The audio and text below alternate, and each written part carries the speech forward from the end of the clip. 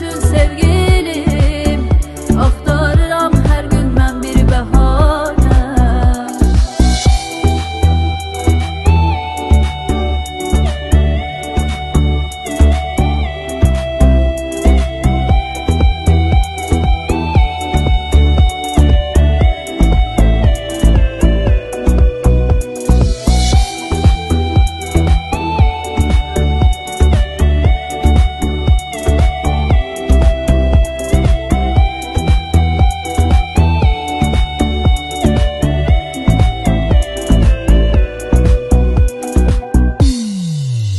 Çatmaz sen olmasan suyum ne de havam, düşünürsen mi neler çekir bu adam?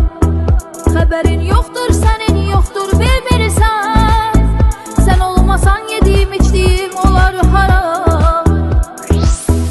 Gün gelecek öleceğim ben senin derdinden, doymuram ben senin belalı sevginden. Senin eşkinden olmuşam divane, olma ey azizim mənə bigane.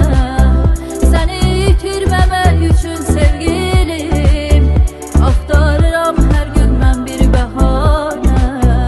Senin eşkinden olmuşam divane, olma ey azizim mənə bigane. Seni yitirmemek üçün sevgilim, axtarıram hər gün mən bir bəhanə.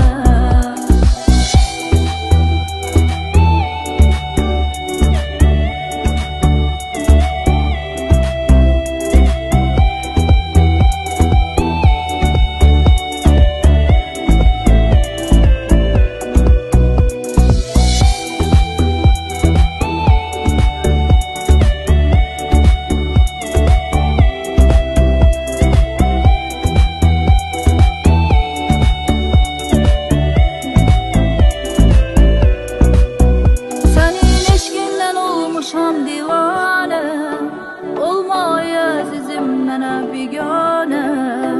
Seni yitirmemek üçün sevgilim, axtarıram mən hər gün bir bəhanə. Senin eşkinden olmuşam divane,